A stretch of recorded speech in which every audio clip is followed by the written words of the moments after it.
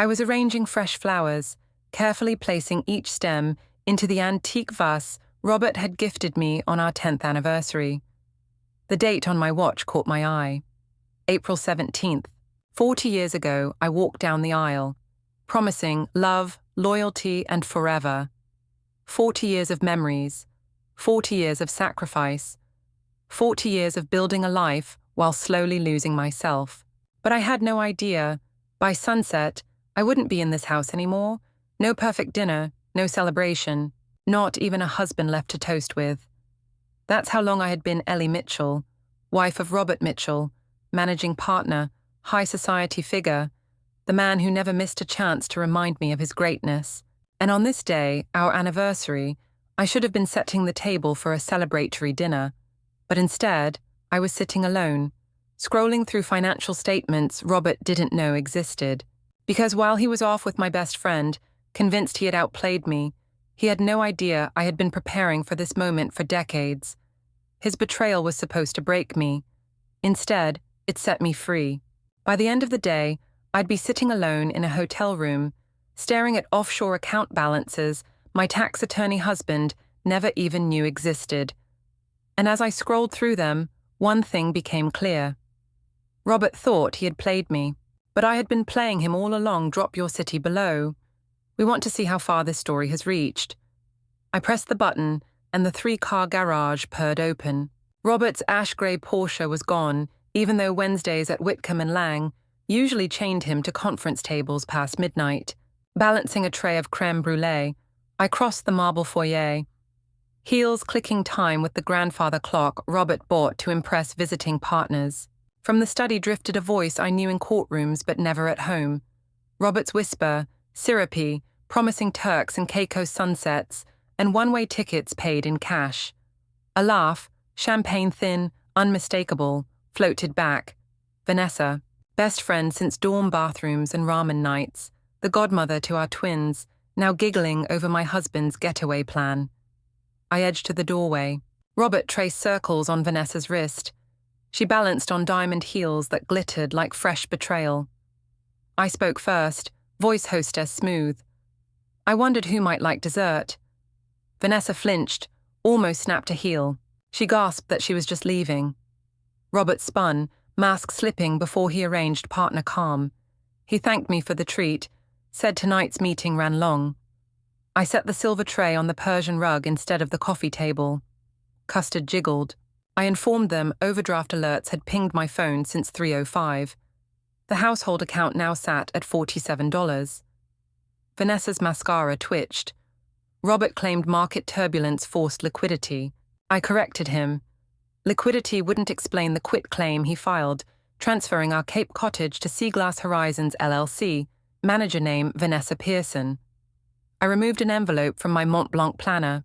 Inside lay certified balances for 3 offshore trusts, Faulkner Holdings, Argent Reef, Quillstone Capital, totaling $31.8 million in assets Robert never saw because he never read the tax returns he signed.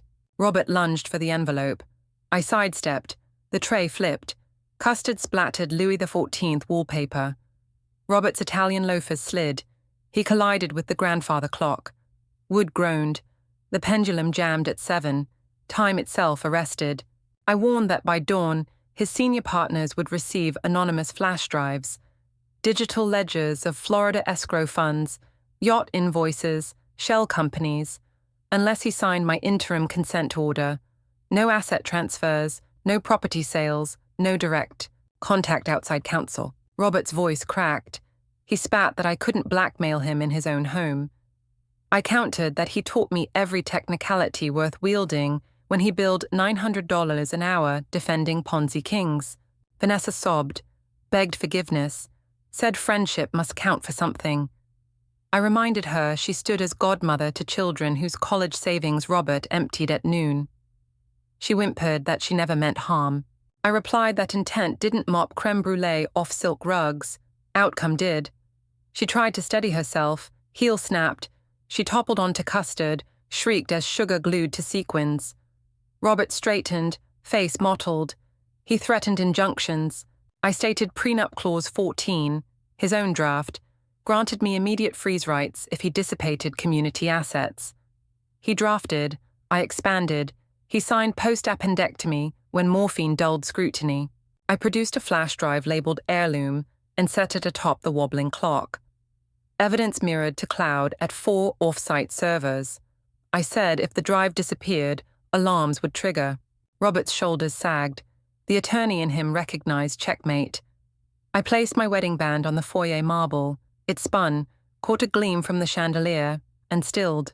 I told them I'd booked the Harbor Grand under Eleanor Faulkner, my birth name, the one on my Harvard MBA he framed yet never mentioned. I collected my Jaguar keys, stepped over custard, and reminded Robert to wipe the clock glass before antique appraisers noticed moisture damage.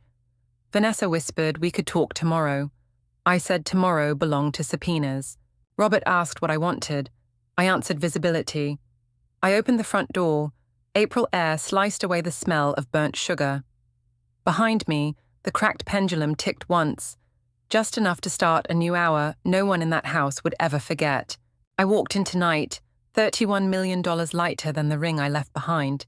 I rewind 35 years to a one-bedroom in Cambridge, where Robert rehearsed cross-examinations into a mirror while I ran Monte Carlo simulations on a hand-me-down IBM. He shouted objections. I forecast currency swings. At midnight, we toasted with ramen water and vowed to build an empire side by side. The empire arrived faster than our furniture. Robert dazzled managing partners. I dazzled yield curves. Then twins happened, diapers eclipsed derivatives, and his senior mentor patted my shoulder. He assured me Robert Starr needed a steady moon at home. I agreed, verbally, but opened an account at Coastal Atlantic Bank the next morning. I told the clerk I wanted compound interest and invisibility. She winked. Dialogue flickers from those early years. I suggested we file joint budget software. Robert chuckled, said the firm's bonus would dwarf any spreadsheet. I replied the market dwarfs bonuses by sunrise if you miss the spread. He kissed my forehead, asked me not to worry my pretty mind. Pretty minds remember numbers. I moved a sliver of my inheritance, $50 $1,000 from Grandma Doris, into a Singapore ETF. I logged the growth monthly while logging PTA cupcake rosters. When Robert billed 2,000 hours, the ETF doubled. I reinvested. Momentum became muscle memory. Vanessa entered stage left during LeMay's class. She cracked jokes about pelvic tilt, and I laughed so hard contractions stalled. Over playdates, we traded secrets. She hated cutting hair despite owning salons. I missed closing trades despite juggling toddlers. We promised honesty forever. Years shuffled. Robert's promotions required gala dinners. I planned them. Vanessa styled them. She clipped my hair into executive chic, whispered that wives of partners needed polish. She never whispered that Robert's eyes lingered on her reflection in the mirror. My minor stent procedure. Pain shot down my arm at Costco. I drove myself to Mass General, texted Robert from triage. I wrote cardiac event, maybe serious PLE's call. He answered merger meeting critical call, later love you. He never called. Vanessa did. She rushed in with peonies, scolded me for shopping alone. She dialed Robert. Voicemail greeted her. She stroked my hair, said men panic around mortality. I believed. Sort of. Dr. Prescott recommended stress management. I interpreted diversify emotional portfolio. I dusted the Coastal Atlantic folders, called Margaret Wilson, my quiet mentor from Morgan. We lunched at a cafe smelling of sourdough profits. I explained Robert's absentee concern. Margaret asked whether my name still sat on my MBA. I admitted the diploma lived in a cedar box with kindergarten art. She commanded me to resurrect it, which meant resurrecting me. That afternoon, we structured Faulkner Holdings in Cayman. I wired profits tax paid, audit clean. Each quarterly statement felt like oxygen. Dialogue at home the night I signed the trust. I said we should update wills. Robert grunted football highlights louder, said young people draft wills, old people enjoy bourbon. I filed his response under Exhibit A, hubris. Vanessa called daily, insisted on walks. On one walk, she mentioned Robert's admirable shoulders. Personal training paid off. I agreed, heart fluttering weird. She invited him to guest speak at her salon franchise retreat, tax lecture with beach backdrop. He accepted before consulting his calendar or me. I smiled, financed twins' robotics camp from Argent Reef dividends, and refused to attend. Months blurred until Catherine's realtor open house. Vanessa arrived in red heels. Robert arrived separately, but hovered near her hors d'oeuvres tray. I asked whether they'd coordinated outfits. They laughed too hard. Something snapped behind my ribs, but not a stent. Back to money. By last winter, Argent Reef hit 8 figures. I celebrated alone with supermarket sushi, plotted charitable vehicles, and printed a net worth sheet just to feel its heft. I tucked it inside Robert's planner, curious if he'd notice. He didn't. Setting, candlelit dining room, twins grown, guest list trimmed to intimates. Vanessa toasted partnership, her salons launching in Florida. Robert toasted legacy, firm opening Palm Beach branch. Their glasses clinked like wedding bells. I asked which hotel hosted the launch. Robert answered the Harborview Villa, stutter quick. Vanessa chimed same villa offered discount for couples. I raised brow. Couples? They froze half sip. Guests blinked. Silverware paused mid-steak. I laughed, claimed joke, poured more wine. Inside, I plotted. Later, I loaded dishwasher while Robert scrolled phone. I said chest tight again, maybe ER. He nodded without looking, said schedule cardio yogi. At 2 a.m., I couldn't breathe, rage not angina. I crept to his study, opened laptop, guessed his password still Celtics, 1978. Inbox revealed flight confirmations. Robert and Vanessa, first class, Palm Beach in June. I downloaded PDFs, forwarded to a hidden folder. Printer word. Robert stumbled in half asleep. He asked what hell I was doing. I replied printing beach itineraries. Thought I'd pack sunscreen. He lunged for the pages. I pressed delete, but not before memorizing booking codes. He said I misunderstood. Corporate comp tickets. I stated corporate rarely comps King Suite for 2. Clock struck 4. Marriage struck fault line. I whispered that secrets compound faster than interest. He scoffed, staggered back to bed. I stayed up, booked the Harbour Grand for future freedom, and emailed Margaret at 04:17, time to harvest the portfolio. End chapter climax. Sunrise bled through drapes.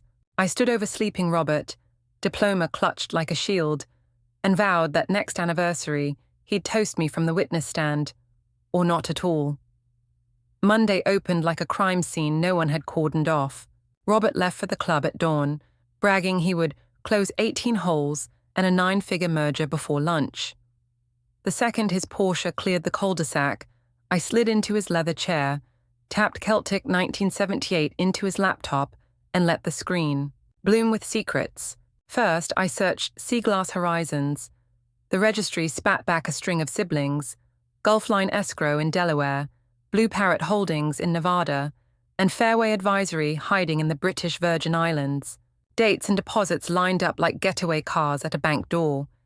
Every transfer $9,900, just under the federal trigger.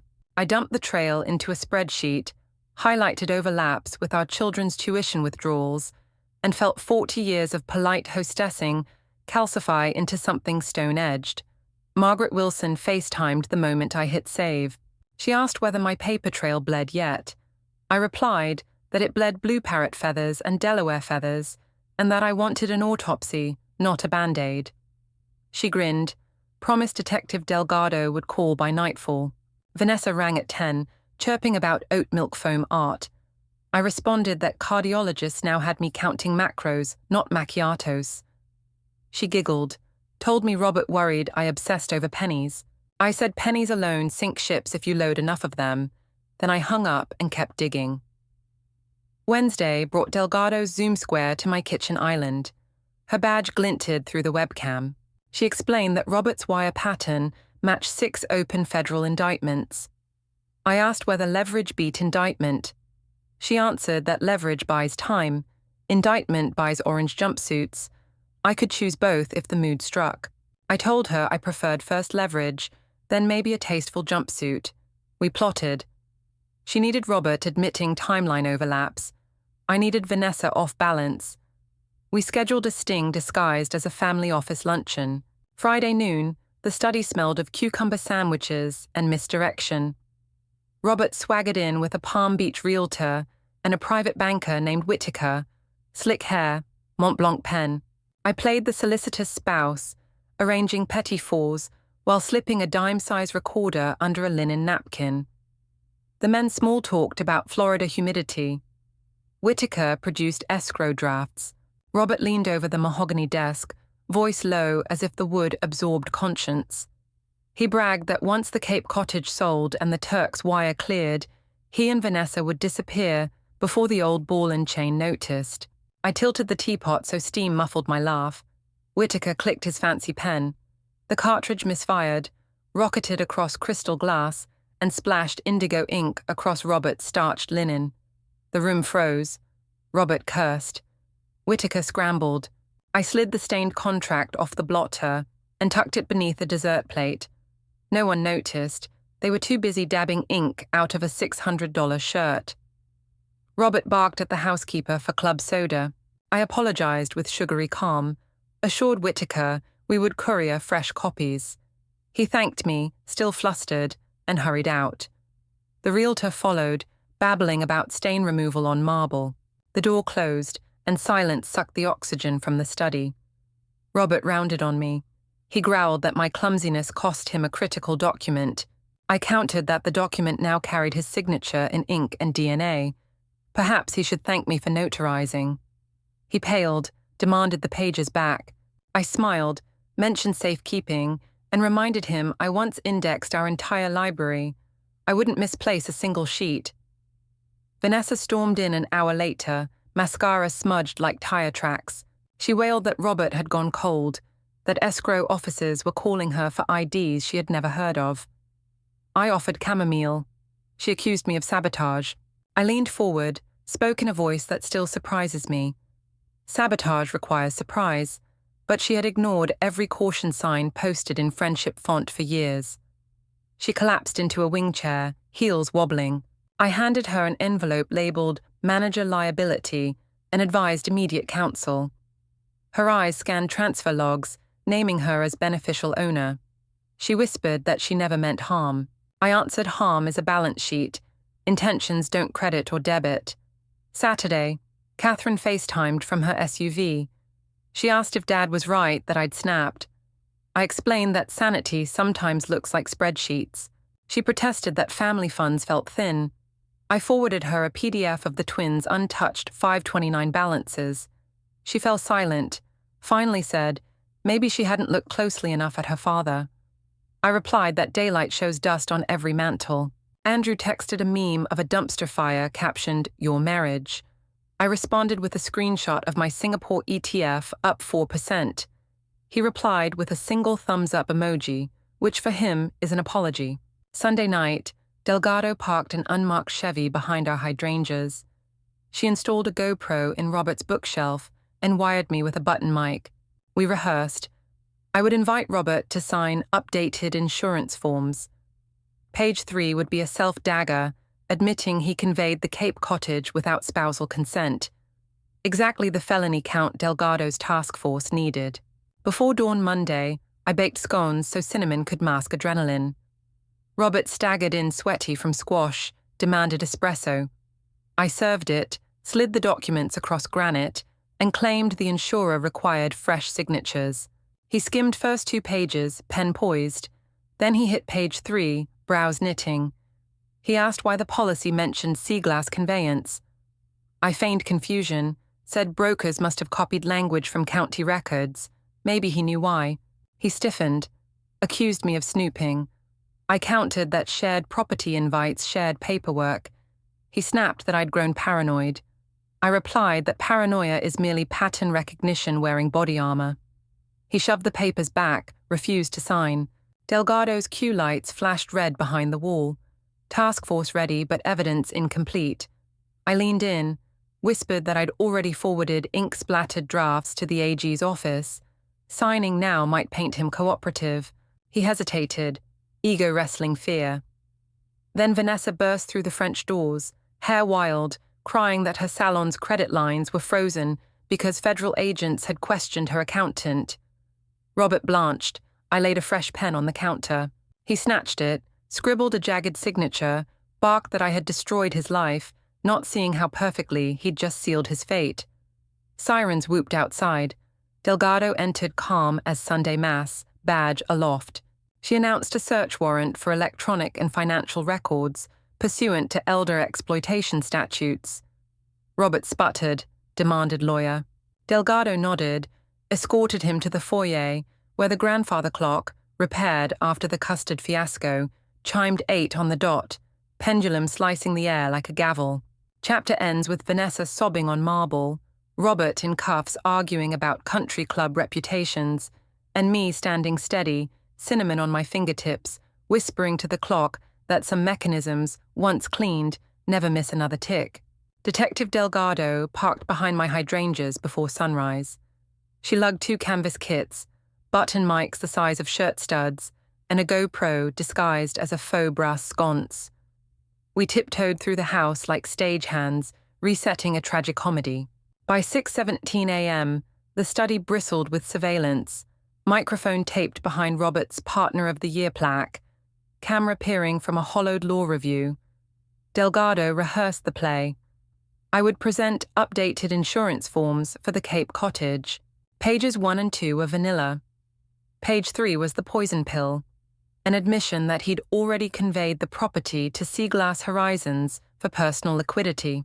His signature, plus yesterday's ink-splattered draft, plus the recorder, would hand Delgado a bow-tied case for wire fraud and asset structuring. I brewed French press coffee strong enough to dissolve remorse. At 7:10, Robert's Porsche screeched onto the driveway. Earlier than expected, hair still damp from the club shower. He strode in, racket bag slung like a weapon, and demanded caffeine. I ushered him to the study, sliding the stack of insurance renewals across the desk. He skimmed page 1, initialed. He hummed about squash scores, bragged he'd aced a backcourt kill shot.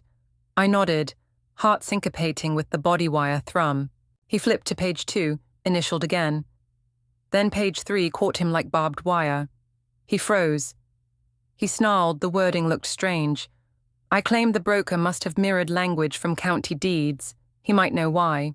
He straightened, pupils contracting. He barked that I needed to stop hovering over finances, that stress could trigger another pretend heart incident.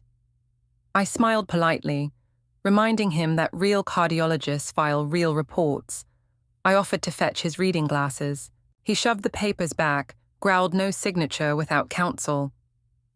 Delgado's silent LED blinked red behind the bookcase. Task force vans already idled a block away. Backing out now risked nothing but my resolve. I leaned close, voice velvet on steel. I said the Attorney General already possessed Whittaker's ink-stained escrow draft, and a tidy flash drive trail of every sub-$10,000 wire he'd diced to dodge CTRs. I suggested his cooperation might convert felonies into fines. His eyes flicked to the doorway as if freedom hid there. He gripped the pen. Sweat dotted his temple, despite the room's gentle 72 degrees. Vanessa burst through the French doors, mascara streaked, phone vibrating in her fist.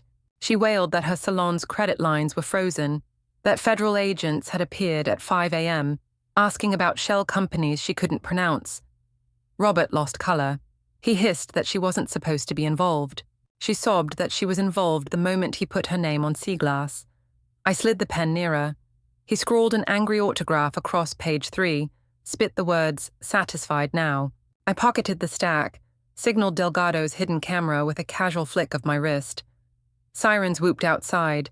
No drama, just procedural authority. Delgado stepped in, badge gleaming. She announced a search warrant for electronic and financial records relating to suspected elder financial exploitation and federal structuring. Robert thundered that this was his house. Delgado countered it was publicly recorded marital property. The warrant covered every cubic inch. He demanded a phone. She allowed a single call. lawyer only. He dialed, voice cracking that he needed Whittaker and crisis counsel now. Vanessa slumped onto a wing chair, diamond heels crooked. She whispered to me that no one told her about crimes, she just wanted love. I replied, love isn't an LLC. Agents bagged hard drives, plucked manila folders from the locked credenza Robert once bragged even I couldn't open. One officer pried the grandfather clock panel, my custard-scarred nemesis, and retrieved an external SSD taped behind the chimes. The pendulum clanked, wood splintered, and the clock face crashed to the marble with a sound like a gavel, ending 40 silent years. Robert shrieked that heirloom. The agent apologized, logged the debris as evidence item 42. I murmured that shattered timepieces symbolize fresh beginnings. Perhaps we'd buy a simpler clock. Vanessa sobbed louder, mascara bleeding into the rug I'd already sacrificed to ink. She begged Robert to fix this. He spat that she ruined everything by panicking. She retorted, he ruined everything by trusting a wife who secretly studied currency hedges. I corrected both. Greed ruined everything. I merely audited it. Delgado signaled. Deputies guided Robert toward the foyer. He twisted back, eyes wild. He shouted that I'd regret humiliating him. I answered, regret requires love. I held only arithmetic. As the squad cars rolled away, Delgado squeezed my arm, promised updates, promised I'd testify only if necessary. Vanessa shuffled out next, escorted by a junior detective to give her own statement. She paused beside the broken clock, asked if friendship could survive. I told her clocks can be repaired, but the gears never trust the same hands again. Silence fell.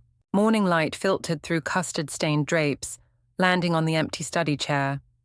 I sat, opened a fresh ledger, and noted the time.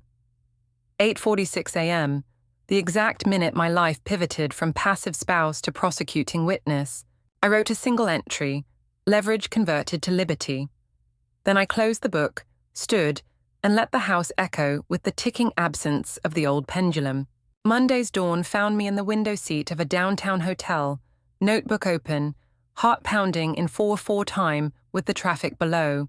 Robert had spent the weekend in county lockup, while Whittaker wired bail money from whatever clean account remained. Detective Delgado, text pinged at 6:02 a.m.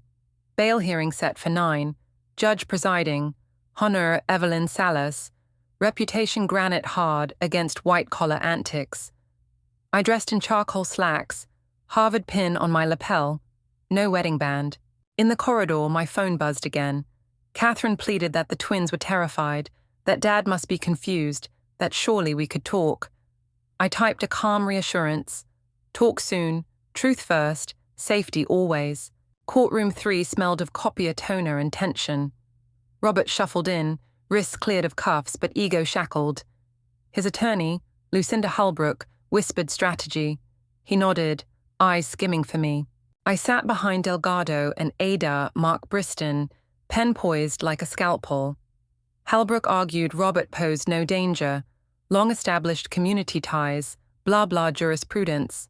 Briston countered he'd already structured millions through shell corps and intimidated witnesses, Vanessa now cooperating under proffer. Spike of electricity zipped the gallery when he mentioned her name. Judge Salas regarded Robert over rimless glasses, then added 3 bail conditions: GPS ankle monitor, travel restricted to 3 counties, and 0 contact with me or any listed witness. Robert's jaw flexed. He nodded like a man chewing glass. Outside the chamber, reporters swarmed. Briston shielded me with a curt wave. Vanessa emerged flanked by 2 agents, cheeks blotchy, red heels replaced by flats. She caught my eye, mouthed, "I'm sorry." I acknowledged with the faintest nod. Forgiveness remained in escrow. Conference room B of the DA's office looked like a thrift shop IKEA set. Vanessa perched opposite me, Delgado recording. She recounted timeline, first kiss at her salon Christmas party, sea glass paperwork she signed while tipsy on Merlot, Turks and Caicos tickets purchased on Robert's Amex, code word Cape 2. She sobbed, claimed Robert promised full asset protection. I asked if she had copies. She fished flash drives from her tote, slid them across.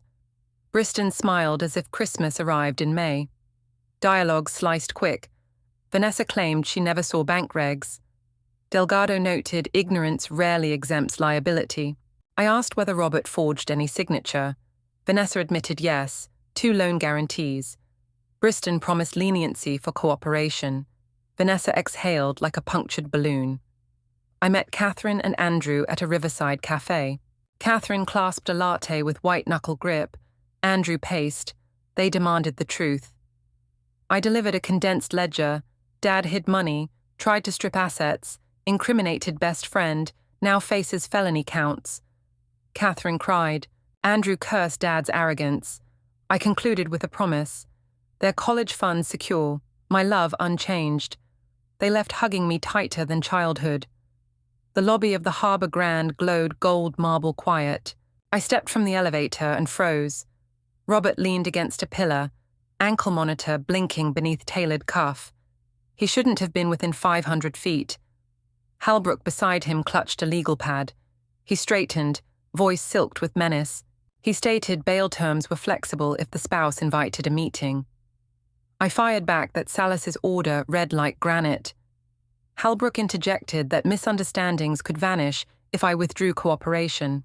Robert produced a cashier's check, $7 million, hush money disguised as reconciliation advance. The lobby lamps reflected off its ink like tainted sunlight. Dialogue ricocheted. I barked he was committing a fresh felony, tampering. He hissed I owed him silence for 40 years of lifestyle. I claimed lifestyle funded itself. His empire fed on my invisibility. He snarled no jury would pity a millionaire housewife. I replied, juries love underdogs, especially ones wearing GPS cuffs. Security guard Malik stepped over, noticed Robert's ankle beacon pulsing red against forbidden zone coordinates. Malik asked whether a restraining order existed. I answered yes, brandished phone with digital copy. Malik keyed radio. Hotel management called PD. Robert's bravado cracked. He lunged to snatch the hush check back. I pivoted. The check fluttered into the fountain, water soaking $7 million in false peace. Halbrook shrieked. Robert cursed. Cameras flashed from tourists oblivious to context. Police arrived in 3 minutes, recalibrated GPS data, confirmed violation. They cuffed Robert again, this time hands behind back in full lobby spotlight. He barked that I staged entrapment. I calmly noted public spaces own their own cameras. Truth records itself. As officers steered him toward the exit, the grandfather clock of the hotel bar, identical model to our ruined one, chimed 9. Robert twisted toward me, eyes molten with disbelief. I simply raised the pen he once gifted me for household notes, clicked it, recorded his final threat for Delgado's archive. Back in my suite, Delgado replayed lobby footage. She whistled low. Bail revocation looked certain, plus a fresh intimidation count. I asked whether Robert's team could spin it. She answered judges distrust defendants who flaunt ankle monitors like accessories. She offered protective detail. I thanked her but declined. My courage had grown teeth. I opened the balcony doors. Boston evening crisp against my lungs that finally breathed without custard or ink in the air. Below, police cruisers' blue strobes echoed on glass. An epilogue Robert wrote himself. I sat at the desk, logged into Faulkner Holdings, transferred another tranche into the shelter with Dignity Escrow. Each click felt like chiseling exit doors for women still trapped in silent mansions. The shattered clock at home lay in evidence lockers. A new one would soon tick in St. Lucia. But tonight, Chapter 5 closed on a louder sound. The splash of a $7 million apology drowning in a hotel fountain, and the echo of a life finally answering only to itself. The courthouse smelled of varnished oak and fear sweat. Reporters pressed against velvet ropes. Their camera flashes pecked at my retinas like hungry sparrows. Court convened. Judge Harriet Salas, the same granite stare from the bail hearing, took the bench. Robert entered in charcoal suit. Ankle monitor, locked under tailored cuff, confidence reduced to a twitch. Halbrook flanked him, face drawn as a margin note. Vanessa sat 2 rows behind prosecution, proffer deal pinned like a fragile corsage to her blouse. Lewis opened. He stated the defendant engineered a mosaic of shell companies to deprive his long-standing spouse of marital assets, exploited his mistress as straw manager, and attempted witness intimidation under court-ordered restraint. Halbrook countered. She claimed Robert merely rebalanced family holdings, argued my offshore accounts were the real deception, painted me as a secretive day trader who weaponized health scares for sympathy. Judge Salas asked whether Halbrook intended to introduce medical conjecture or present actual cardiology records. Halbrook stammered. She had none. The judge told her to sit. Lewis called me. I walked to the stand, right palm raised, oath crisp on my tongue. I met Robert's gaze, steel meeting rust. Lewis prompted. I described opening Coastal Atlantic Bank in 1990, explained how I fed inheritance dividends into Singapore ETFs, detailed Robert's repeated refusal to read returns. I avoided adjectives, leaned on verbs. I transferred, I declared, he signed, he ignored. Lewis played the ink splatter recording. The courtroom speakers crackled Robert's voice promising Turks and Caicos escape, calling me oblivious, dismissing bank thresholds as silly penny laws. Murmurs rippled like wind in corn. Robert's shoulders collapsed by a centimetre. Halbrook cross-examined. She paced, heels clacking like metronomes, tried prying contradictions. She asked whether my secret trust proved I anticipated betrayal. I answered, anticipation is not conspiracy, stewardship is not spite. She sneered that a loving wife would share accounts. I replied a loving husband would read tax returns. Laughter erupted. Judge Salas hammered once, eyes almost smiling. She produced the grandfather clock SSD. She testified chain of custody. She testified contents, encrypted spreadsheets auto-exporting every sub-$10,000 wire from Robert's phone. Lewis asked if the defendant had tried to erase trails. Delgado confirmed yes. Metadata showed deletion attempts 90 minutes after I left the custard scene. She explained forensic recovery, displayed a slide of transaction No 147, captioned Vanessa Hair Care Loan Guarantee, forged signature. Vanessa buried her face, sobbed silently. Halbrook objected, said prejudicial. Judge Salas overruled. Facts rarely prejudice truth. Then Delgado surprised everyone, including me, by cueing lobby fountain footage. Robert leapt to his feet, shouted that the tape was illegally obtained. Salas ordered him silent. Delgado narrated frame by frame. Robert violating perimetrical order, offering hush money, lunging for the check, threatening me while ankle beacon flashed. The jury pool, scheduled for next phase, sat in gallery as observers, their faces contorting like clay under heat. Robert's fury boiled, veins bulged. He barked that I entrapped him, called me Judas. Balif Poe stepped forward, hand on taser. Salas warned one more outburst would revoke counsel table privilege. Robert bit his lip, tasted maybe the metallic hint of his own downfall, and sank. Court recessed for lunch. In hallway, Vanessa approached me, voice shredded. She asked if forgiveness might bloom amid scorched earth. I told her forgiveness grows in fertile soil. She should plant it first within herself. She nodded, wiped mascara, returned to government witness conference room. Afternoon, plea pivot. Halbrook requested sidebar. 20 tense minutes later, Salas announced counsel sought adjournment to explore resolution. Court scheduled a plea change hearing for next Thursday. Translation: Robert finally counted the dominoes and saw only one standing piece, mine.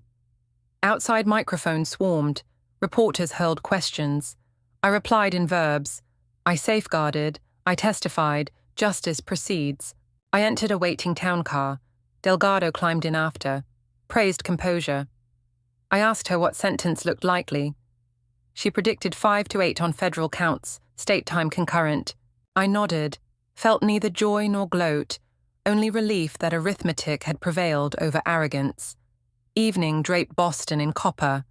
I met Catherine and Andrew at the riverside again. Catherine embraced me long. whispered sorry she doubted. Andrew admitted Dad's pedestal cracked like cheap porcelain. He promised to call more. I said love plus boundaries equals legacy. They listened. Back at the Harbour Grand, I poured chamomile, opened laptop to second chapter grants. 4 new applications waited from women requesting seed loans after leaving financially abusive relationships. I approved funds, felt pulse steady. Phone buzzed, unknown number. I answered. Robert's voice, brittle, blurted apology mixed with blame. He begged I speak at sentencing to request leniency. I inhaled, responded with a single sentence, consequences complete the curriculum. Then I hung up and blocked the call. At 11 p.m., the city hummed distant lullabies. I slid the balcony door, breathed cold air, and pictured the shattered grandfather clock, innards exposed, yet gears still capable of spinning if rebuilt by careful hands. I realized my life was mid-reassembly, pieces cleaned, blueprint redrawn. I whispered into the dark that Chapter 6 ended, not with a bang, but with a gavel poised above Robert's plea, yet to drop, but heavy as destiny. I turned off the light, leaving only the moon to tick the minutes toward his coming reckoning. Robert lurched toward the transport van, chains clinking like loose coins in a tin cup. He twisted back one last time, lips curling. "You'll choke on that payout," he spat. I flicked open the envelope and let the wind raise the check like a victory pennant. Cameras exploded. Reporters barked questions. Catherine gasped behind me. "No," I replied, voice steady as ledger lines. "I'll plant it." His eyes widened. Fear, fury, something finally human. Right as the marshal slammed the doors. Iron swallowed him. The van growled, taillights bleeding red across fresh snow, and in that crimson glare, my reflection glimmered on the courthouse glass. No ring, no shadow, only a woman holding every key she was told to surrender. The engine roared. The clock struck 1, flashbulbs flared.